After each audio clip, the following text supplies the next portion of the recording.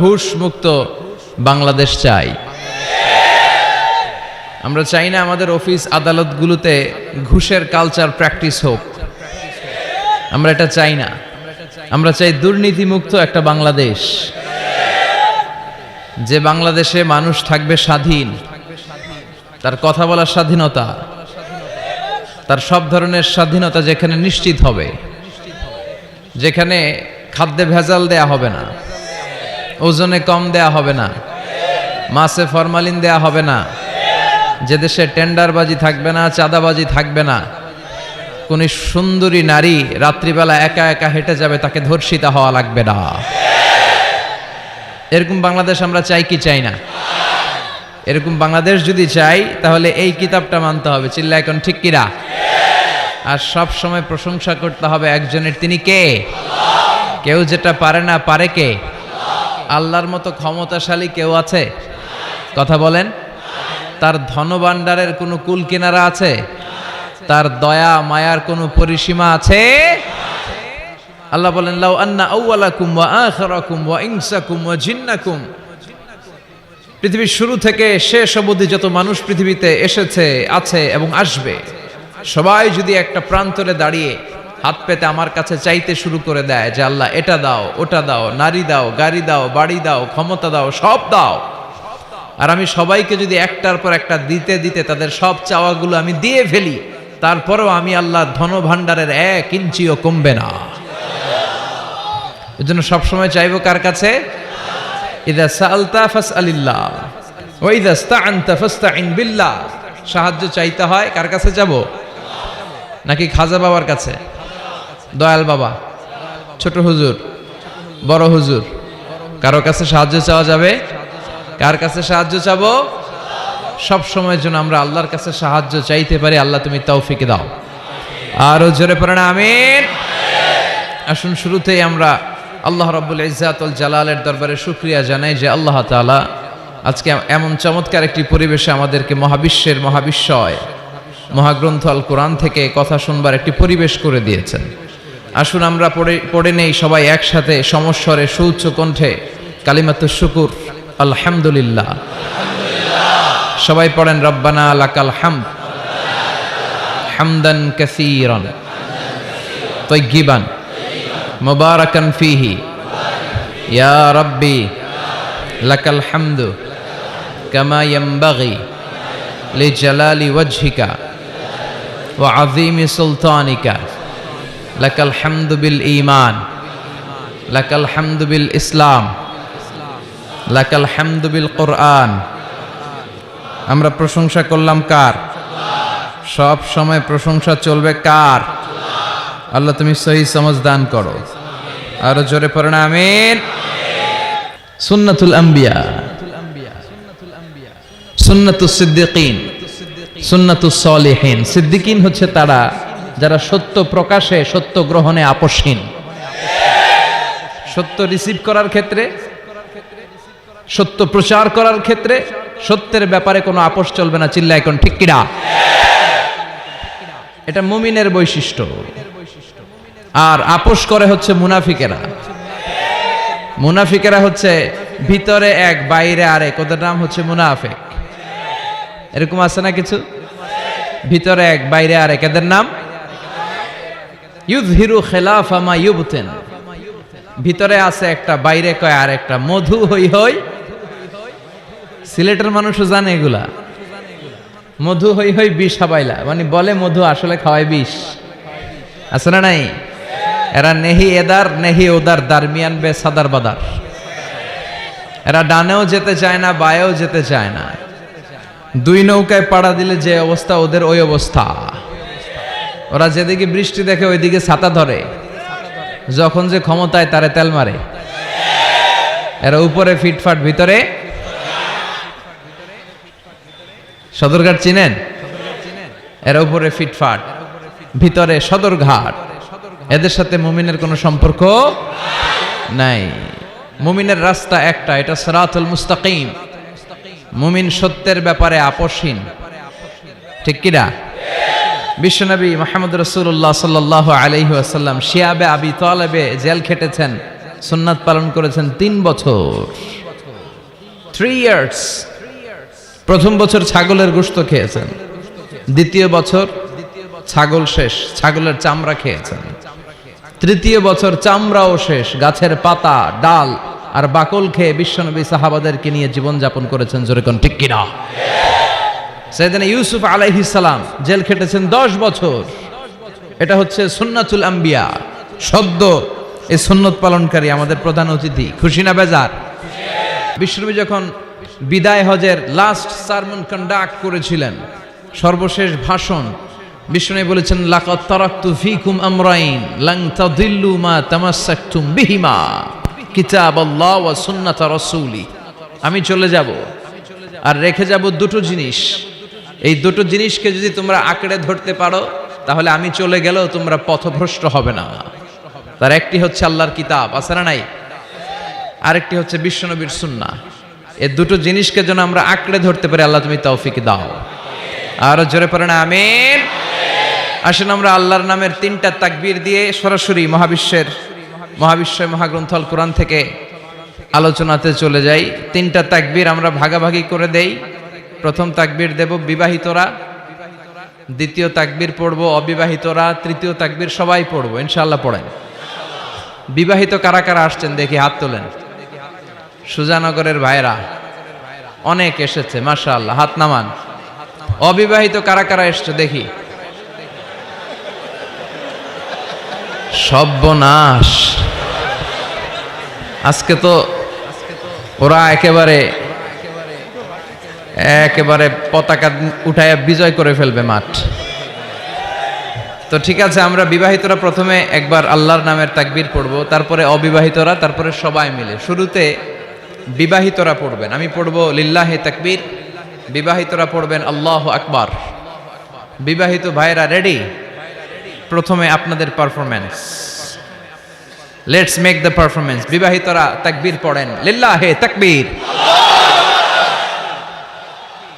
মাশাআল্লাহ, তাবারাকাল্লাহ। এবার অবিবাহিতদের পারফরম্যান্স। ওদের কাশাকাশি শুরু হয়ে গেছে পারফরম্যান্সের জন্য। রেডি? গায়ের রক্ত গরম এদের, তাই না? এদেরকে দিয়েই সব সম্ভব। মুসলমান যুবক, তোমাকেই খুঁজছে বাংলাদেশ। তোমার কাঁধে অনেক দায়িত্ব। পর্নোগ্রাফি দেখে রাত নষ্ট করো না, চরিত্র শেষ করে দিও না, ক্যারিয়ারটাকে ধ্বংস করে দিও না। তোমাদের রক্ত গরম, তোমাদের দিয়ে অনেক কিছু সম্ভব। তোমরা বাতাসের গতিকে পাল্টে দিতে পারো, তোমরা সাগরের স্রোতকে উল্টে দিতে পারো, তোমরা ইতিহাস গড়তে পারো। তোমার দিকে তাকিয়ে আছে আমার দেশের লাল সবুজের পতাকা। যুবকরা যদি ইসলামের পক্ষে থাকে, ভালো থাকবে বাংলাদেশ। এজন্য বিশ্বনবী যুবকদেরকে ভালোবাসতেন। বিশ্বনবী যখন মক্কাতুল মুকাররমাতে দাওয়াতি কাজ শুরু করলেন, সর্বপ্রথম যুবকেরাই বিশ্বনবীকে সাপোর্ট দিয়েছে। এজন্য তোমাদের কাঁধে huge responsibilities, you belong huge responsibilities on your shoulder. তোমাদের কাঁধে অনেক দায়িত্ব, অনেক দূর তোমাদের যেতে হবে। এ দেশের জন্য, এ সমাজের জন্য, মুসলিম উম্মার জন্য তোমাকে অনেক কিছু করতে হবে, ঠিক কিনা? এবার যুবকদের পারফরমেন্স না? যুবকরা রেডি? এবার তোমরা তাকবীর পড়ো, লিল্লাহি তাকবীর। আলহামদুলিল্লাহ। এবার সবাই মিলে 3টা, এক একটা তাকবীরে যাতে এই প্যান্ডেল কেঁপে ওঠে। পারা যাবে মুসলমান? লিল্লাহি তাকবীর, লিল্লাহি তাকবীর, লিল্লাহি তাকবীর।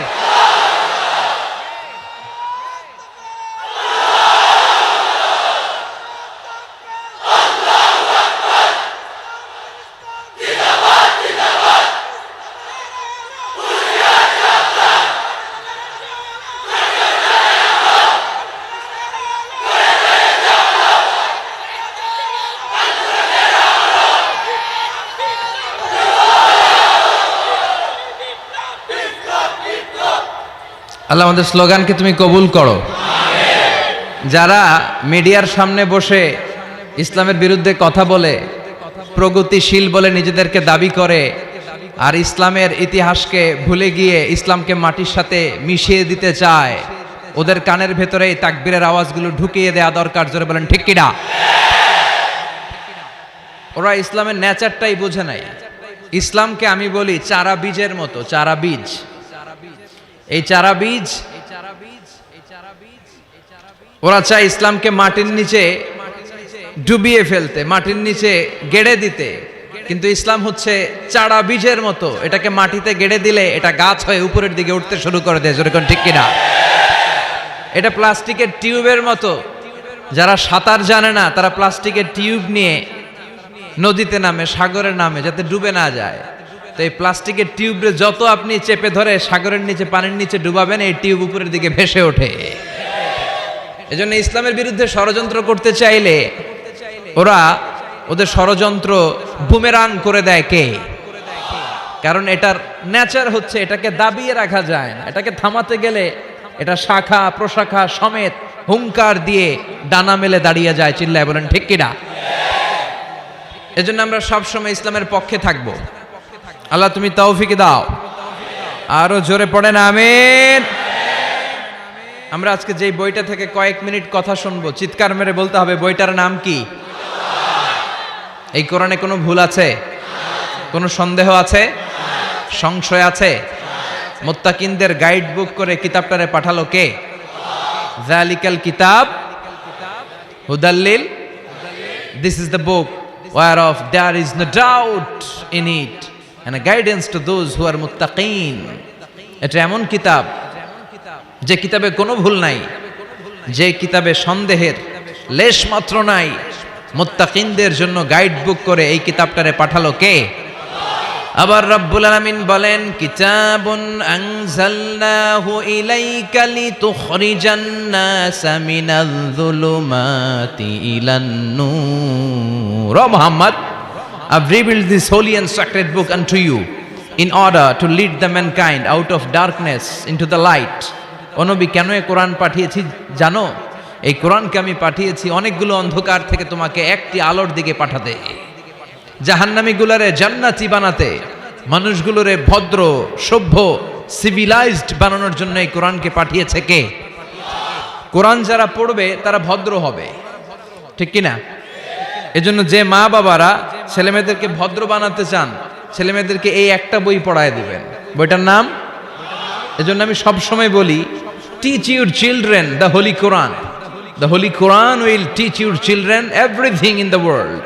আপনি আপনার ছেলের শুধু এই কোরআনটা শিখায়া দেন, এই কোরআন আপনার ছেলের গোটা বিশ্বটা শিখায়া দিবে, ঠিক কিনা? কারণ কোরআন পড়লে আপনার ছেলে ভদ্র হবে, মার্জিত হবে, সুশিক্ষিত হবে। কারণ কোরআনের প্রথম কথাই হচ্ছে পড়ো। কোরআনের প্রথম কথা কি? মুসলমানদের না পড়ে উপায় আছে? কথা বলেন। আপনার যখন মন ভালো থাকবে আপনি পড়বেন, আপনার মন খারাপ তখনও পড়বেন। সুস্থ আছেন পড়েন, অসুস্থ পড়েন, দেশে আছেন পড়েন, দেশের বাইরে পড়েন, মারা যাচ্ছেন তখনও পড়বেন, পড়তে পড়তে মরবেন, ঠিক কিনা? অনেকে বলবে হুজুর মরতাছি আবার কি পড়বো? তখন পড়বেন লা ইলাহা মুহাম্মাদুর। কোরআনের প্রথম কথা হচ্ছে ইকরা। কোরআনের প্রথম কথা কি? Read in the name of your Lord who has created. পড়ো তোমার প্রভুর নামে যিনি তোমায় শিখিয়েছেন। আল কোরআনের প্রথম বাণী পড়ো, আল হাদিসে নবীর কথা পড়ো। আল কোরআনের প্রথম বাণী পড়ো, আল হাদিসে নবীর কথা পড়ো। পড়ে পড়ে শেখো, শিখে শিখে তুমি তোমার নিজের জীবন গড়ো। সুবহানাল্লাহ পড়েন। পড়ে পড়ে কোরআন পড়ে পড়ে কোরআন থেকে আলো নিয়ে নিজেকে আলোকিত করে নিজের জীবন গড়তে হবে, ঠিক কিনা? আমরা যেন বেশি বেশি কোরআন পড়তে পারি, আল্লাহ তৌফিক দাও। আজকের মাহফিলটারে তুমি আমাদের নাজাতের ওসিলা বানাও। আমরা আজকে যা শুনবো আমরা যেন আমলের নিয়তে শুনি। ইন্নামাল আমালু বিন্নিয়াত। আপনার সব কাজের রেজাল্ট, প্রতিফল দেয়া হবে বেসড অন ইউর ইন্টেনশন। আপনি কোন নিয়তে আমলটা করেছেন। আজকের আশাকে, বসাকে, কথা বলাকে এবং শোনাকে আল্লাহ তাআলা যেন আমাদের নাজাতের ওসিলা বানায়। চিল্লায় পড়তে হবে আমিন। আসুন আমরা আমাদের মহামূল্যবান সময়কে নষ্ট না করে সরাসরি কোরআন থেকে কথা শোনা শুরু করে দেই। আমি আপনাদের খেদমতে আমার খুতবার শুরুতে সূরাতু আল হাশর থেকে ছোট্ট একটি আয়াতে কারিমা তেলাওয়াত করেছি। এই আয়াতের আলোকে কিছু কথা আপনাদের সাথে শেয়ার করব, পড়েন ইনশাআল্লাহ। এই আয়াতে আল্লাহ বলছেন, লা ইয়াস্তাবি আসহাবুন নার ওয়া আসহাবুল জান্নাহ, আসহাবুল জান্নাতি হুমুল ফাইজুন। আল্লাহ বলছেন, যারা জান্নাতি আর যারা জাহান্নামী তারা কখনো এক হতে পারে না। যারা জান্নাতি তারাই হচ্ছে আসল সফল কাম। চিল্লায় বলেন ঠিক কিনা? আল্লাহ পৃথিবীতে সফলতার অনেক মানদণ্ড দিয়েছেন। কোন আয়াতে আল্লাহ বলেছেন যারা ঈমান এনেছে তারা সফল হয়েছে তারা ঈমান এনেছে যারা, ঠিক কিনা? রব্বুল আলামিন বলেন, ক্বাদ আফলাহাল মুমিনুনাল্লাযীনা হুম ফি সলাতিহিম খাশিউন। সফল হয়েছে তারা, ঈমান এনেছে যারা। কার কথা? এই আয়াত থেকে বোঝা গেল সফলতার মানদণ্ড হচ্ছে ঈমান। যার ঈমান নাই তার জীবনে সফলতা নাই, ঠিক কিনা? আবার অপর আয়াতে আল্লাহ বললেন, ক্বাদ আফলাহা মান যাক্কাহা ওয়া ক্বাদ খাবা মান দাসসাহা। আত্মাকে পরিশুদ্ধ করেছে যে সফল হয়েছে সে। আল্লাহু আকবার। আবার এই আয়াতে রব্বুল আলামিন বললেন, যারা জান্নাতে যাওয়ার সার্টিফিকেট পেয়েছে তারাই দুনিয়ার বুকে সফল হয়েছে। আসলেই তো, জাহান্নাম থেকে মুক্তির ঘোষণা যদি আমি পেয়ে যাই আর জান্নাতে ঢুকার সার্টিফিকেট যদি আমি হাতে পাই, আমার চেয়ে সফল আর কেউ হতে পারে? কথা বলেন। এজন্য রব্বুল আলামিন বলেন, ফামান যুহজিহা আনিন নারি ওয়া উদখিলাল জান্নাতা ফাকাদ ফাজ ওয়া মাল হায়াতুদ দুনিয়া ইল্লা মাতাউল গুরুর। জাহান্নাম থেকে যে মুক্তি পেল, জান্নাতে ঢুকার সুযোগ যে পেল, সেই সফল হলো, ঠিক কি না? ফারীকুন ফিল জান্নাতি ও ফারীকুন ফিস সাঈর। সবাই জান্নাতে যাবে না, একদল যাবে জান্নাতে আর একদল যাবে জাহান্নামে। এখন সিদ্ধান্ত আপনার, দ্য চয়েস ইজ ইয়ার্স। আপনার একটা শক্ত সিদ্ধান্তই পারে আপনাকে জান্নাতে ঢুকাতে, আর আপনার একটা দুর্বল সিদ্ধান্তই আপনাকে জাহান্নামের অধিবাসী বানানোর জন্য যথেষ্ট। চিল্লায় বলেন ঠিক কিনা? এজন্য সিদ্ধান্ত আপনার, দ্য চয়েস ইজ ইয়ার্স। আল্লাহ বললেন সবাই জান্নাতে যাবে না, কারণ জাহান্নামে অনেকে যাবে, কিন্তু আমাদের সিদ্ধান্ত নিতে হবে যে আমরা জান্নাতে যাব। আমরা কই যাব? কথা বলেন। জান্নাতে যে যাবে এটাও কইতে পারে না। জান্নাতে যাওয়ার ইচ্ছা আছে না সবার? ইচ্ছে নাই কার কার? হাত তোলেন তো। সবার ইচ্ছা আছে তো? আমরা জান্নাতে যেতে চাই, কারণ জান্নাত হচ্ছে আরামের জায়গা। আরাম চায় না কে? সবাই আরাম চায়, ঠিক কিনা?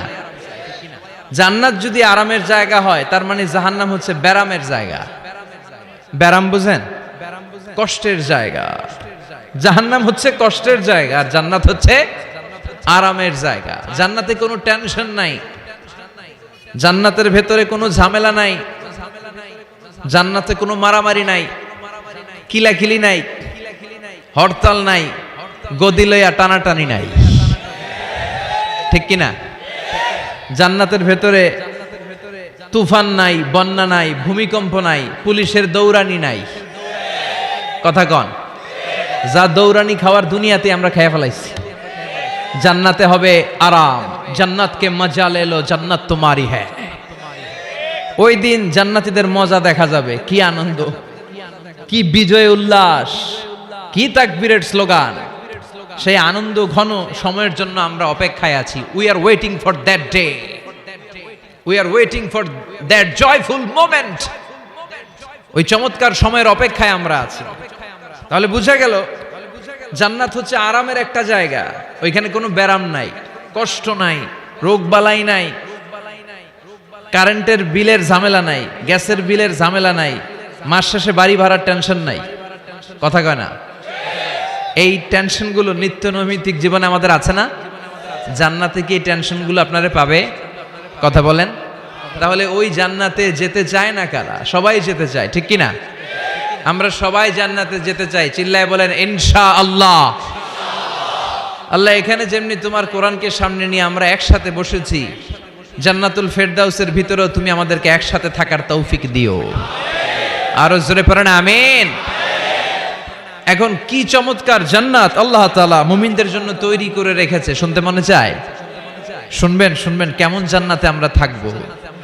আপনাদের এই স্যাক্রিফাইস, আপনাদের এই কষ্ট, আপনাদের এই ত্যাগ তিতিক্ষার বিনিময়ে কি নিয়ামত আল্লাহ তাআলা আপনাদের জন্য প্রস্তুত করে রেখেছে, এটা কি শুনতে মনে চায় না? আজকে আমরা কোন জান্নাতে ঢুকবো, আল্লাহর কাছে কোন জান্নাত চাইবো, জান্নাতের কোয়ালিটিগুলো কেমন, এই জান্নাতের ব্যাপারে আল্লাহ তাআলা কোরআনের ভিতরে কি কি বলেছেন, জাহান্নামের ব্যাপারে কি কি